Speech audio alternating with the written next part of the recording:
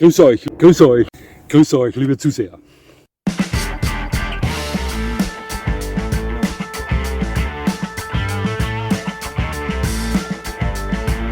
Ich freue mich sehr, dass Sie da sind.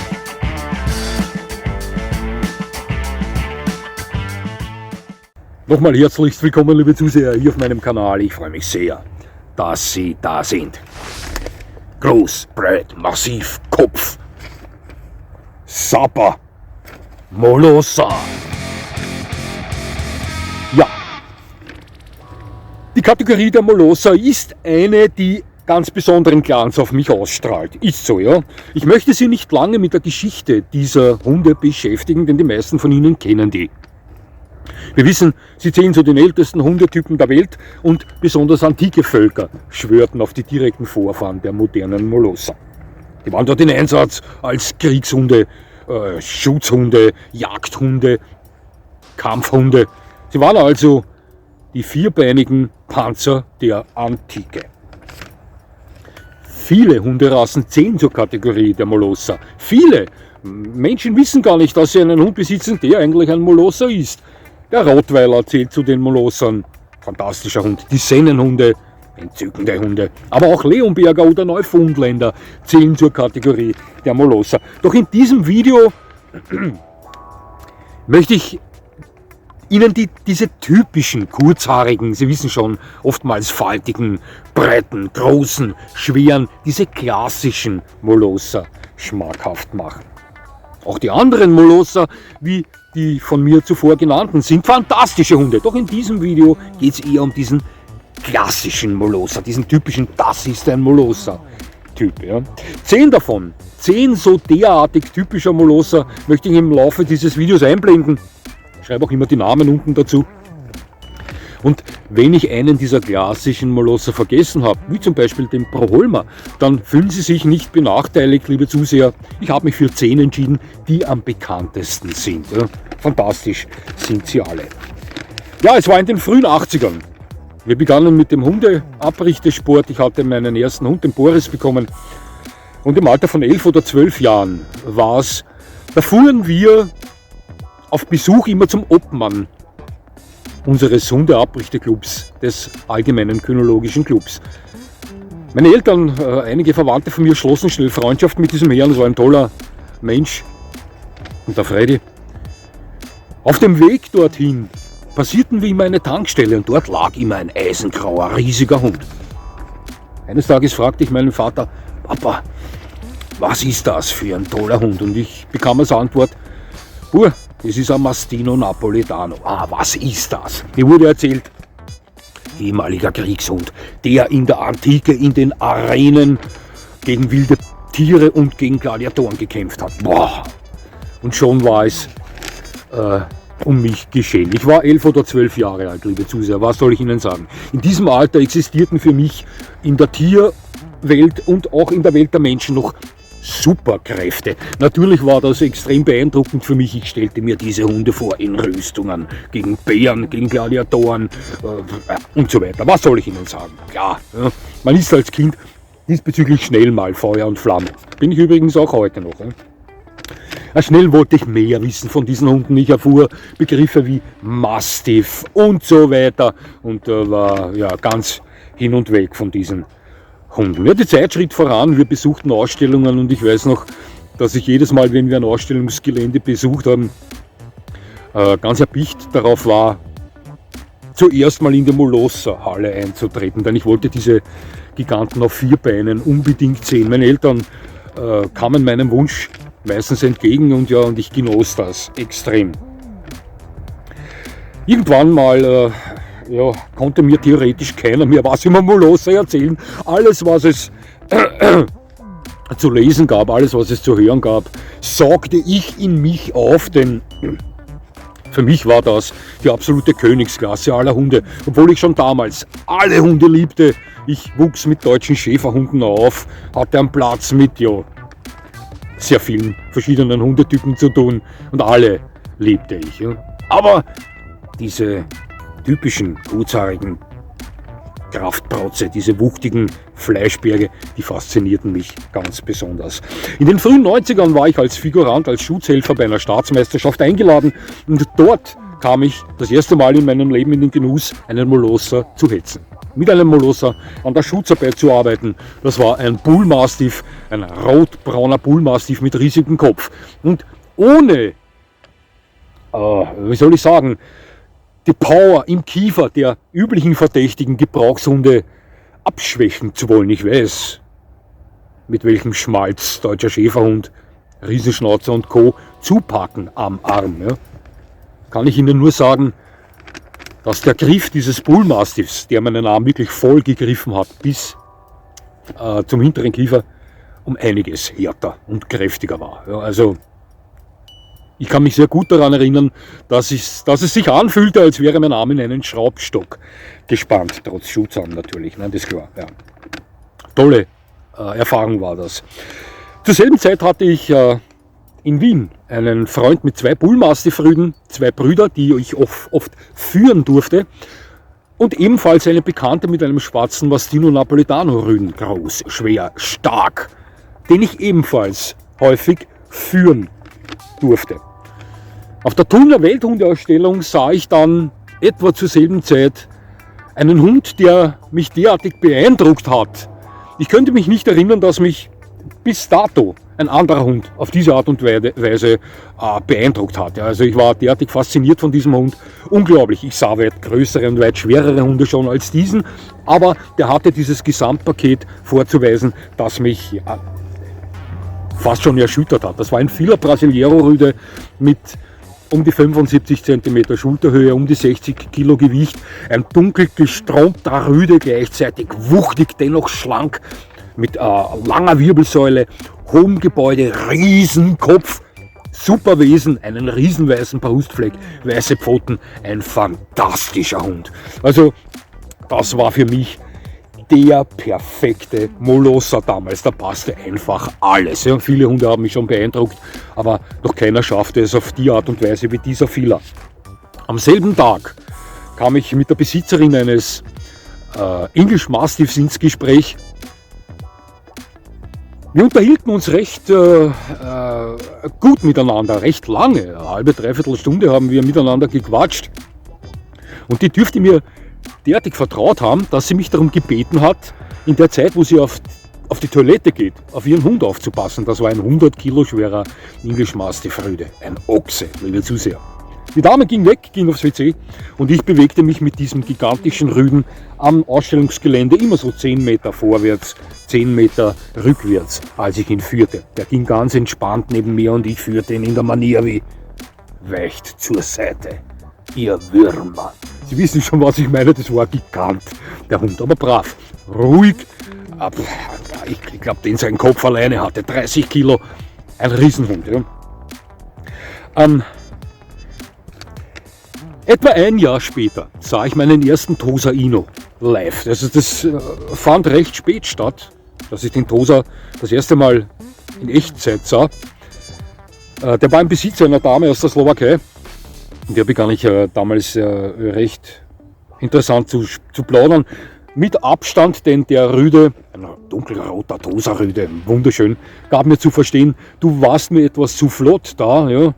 Bleibe etwas auf Abstand, also wir sprachen so auf 2 Meter Abstand miteinander. Und von dem Tag an wusste ich, irgendwann einmal muss ich einen Tosa Ino haben, ja, der mich ähnlich beeindruckt hat wie der Fila damals. Es dauerte nicht lang, 1 oder 2 Jahre später, und ich bemühte mich um einen Tosa. Pflegte Kontakt mit einem guten Züchter in der Tschechei, schlug dann schlussendlich zu, kann mich noch erinnern auf die erste Begegnung mit seinem Vater, mit Hizagi, ein Tosa Ino Rüde mit 86 cm Schulterhöhe und 81 Kilo Gewicht. Da verdrehe ich das jetzt. Nein, es war auf jeden Fall ein Hund mit der Masse eines Flugzeugträgers. Unglaublich, der meinen Bruder derartig beeindruckt hat, dass er am liebsten wie Spider-Man nach hinten die Wand raufgeklettert wäre. Ich erwarb Shiro, die allerdings 10 Monate später einer mysteriösen Krankheit erlag und nicht alt wurde. Zu dieser Zeit war ich noch Formrichter und ich habe die Formrichterprüfung für mehrere Hunderassen gemacht. Darunter sind auch einige Molosser-Rassen. Für eine Ausstellung war ich eingeladen als Formrichter und richtete dort Cane Corsos, Bullmastiffs und auch einen Dogo Argentino. Von dieser Geschichte habe ich Ihnen schon erzählt und das war ein Erlebnis, das ich mit diesem Dogo hatte. Das können Sie sich gern nochmal genau ansehen bei dem Video, wo es um den Dogo Argentino speziell geht. Wenn es Dämonen gibt auf der Welt, das war einer.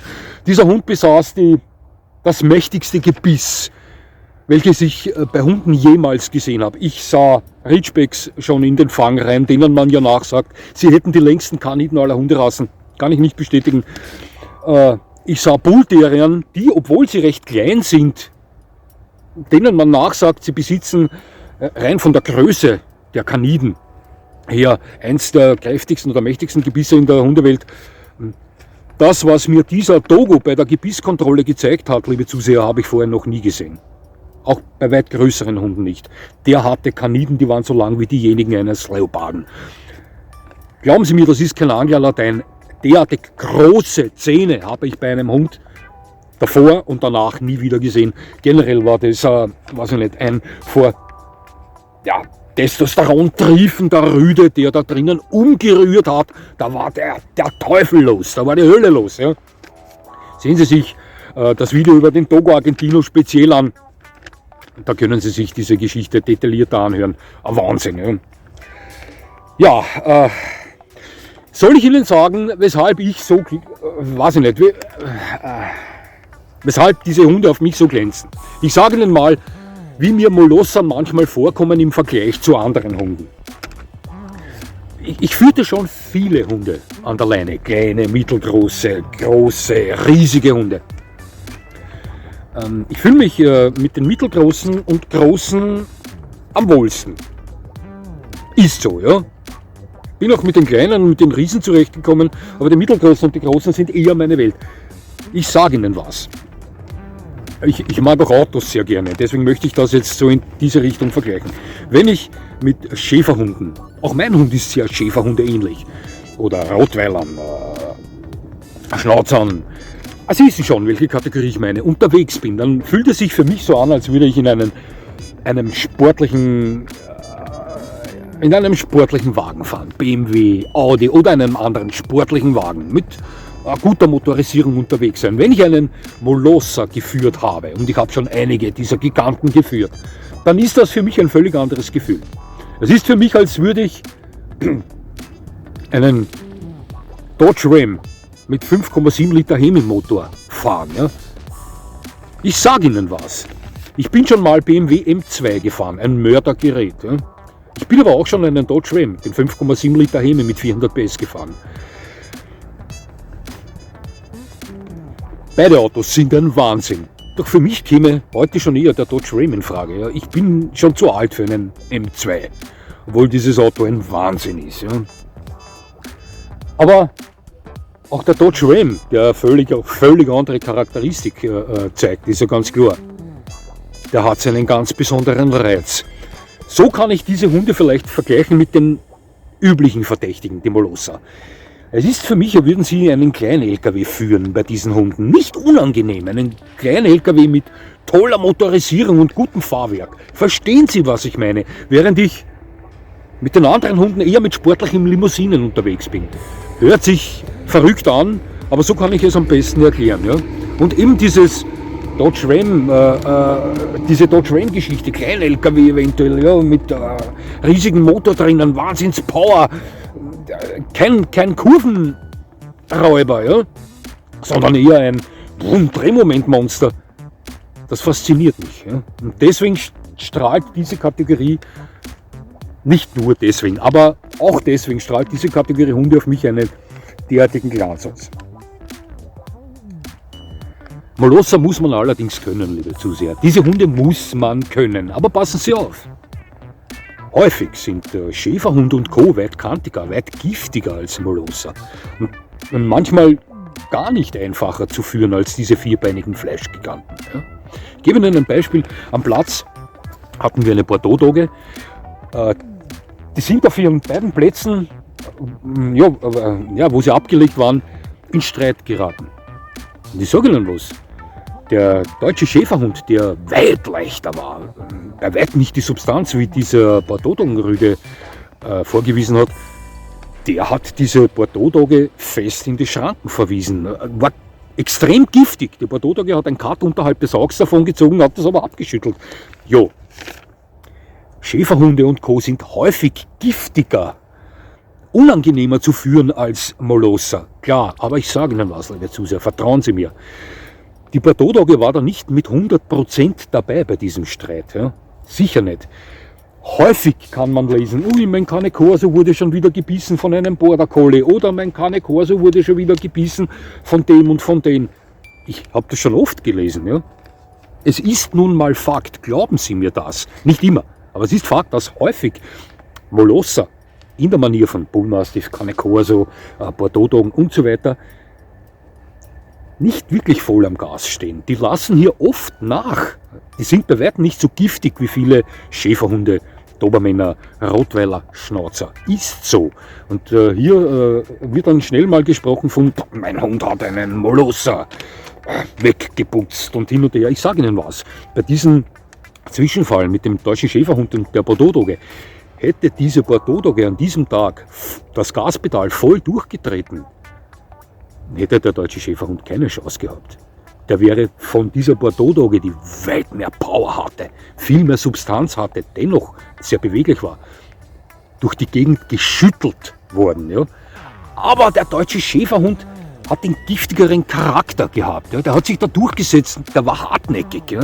Und Angst hatte er keine vor den Bordeaux-Doggen. Wir wissen alle, was deutsche Schäferhunde drauf haben. Glauben Sie mir, ich möchte den deutschen Schäferhund hier nicht schmälern. Überhaupt nicht. Ich weiß, was ein deutscher Schäferhund im Konfliktfall mit anderen Hunden kann. Das sind Wahnsinnskämpfer. Ja? Aber nochmal, hätte es dieser Bordeaux-Doggenrüde ernst gemeint, dann hätte es Granada gespielt, gestaubt und der deutsche Schäferhund hätte kein Land gesehen an dem Tag. Ich möchte damit nur sagen, man muss Molosser können, denn immer läuft es nicht so. Und wenn Sie dann einen Molosser mit 60, 70 Kilo an der Leine haben, der rein an Muskelkraft höchstwahrscheinlich das Doppelte vorweist wie ein großer deutscher Schäferhund, und das ist kaum der Latein, ja, dann müssen Sie den auch kontrollieren können. Molosser sind generell ruhig, mit hoher Reitschwelle, keine nervösen Hunde. Doch es geht auch anders und ich habe es auch schon anders gesehen. Wenn das dann der Fall ist, dann muss man Molosser können. Und ich weiß, da draußen laufen viele Menschen herum, die körperlich eigentlich gar nicht dafür gemacht sind, um mit solch einem Kraftpaket zurechtzukommen, wenn es mal durchdreht. Und trotzdem geht's gut. Und ich möchte jedem da draußen nochmal sagen, seien Sie froh, dass Ihr Hund so funktioniert. Es könnte auch anders sein. Denn ich habe schon oft gehört, ich bin 20 Kilo leichter als mein Hund und dennoch habe ich ihn zu 100% unter Kontrolle. Glaube ich Ihnen. Aber nur weil der Hund das auch will. Ja? Nur weil der Hund das auch tut, was Sie sagen. Doch, Hunde sind Lebewesen so wie wir. Auch ein Hund kann mal durchdrehen. Ja? Und wenn das dann beim Molosser der Fall ist, bin mir sicher, dass da draußen 10% der Halter ihrer Hunde ihren Hund dann nicht kontrollieren können. Deswegen sage ich, Molosser sollte man können. Dann sind sie Top-Hunde. Top-Hunde. Einer der tollsten Hundekategorien auf der ganzen Welt.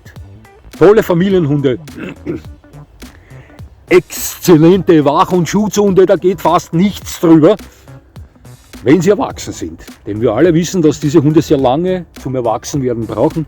Viele auf dem Weg dorthin fast schon feig sind, schüchtern sind, während andere Hunde in dem Alter, wo die Molosser noch schüchtern und zurückhaltend, misstrauisch und scheu herumlaufen, schon lange selbstbewusste Vierbeiner darstellen, die sagen, ich fürchte mich vor nichts.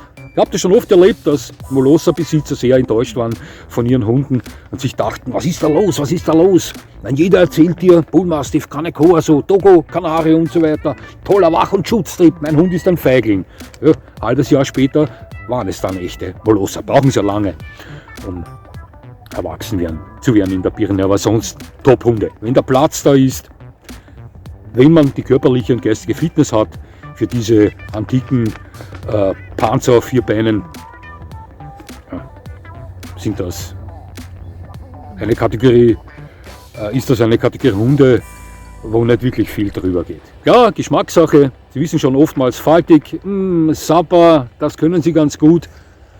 Platz, riesige Hunde und nicht jeder sieht gerne einen Molosser. Also man ist hier gleich mal auch der. Sie ist schon wieder der mit diesem, Sie wissen schon, was ich meine, ja. Aber sonst, ja.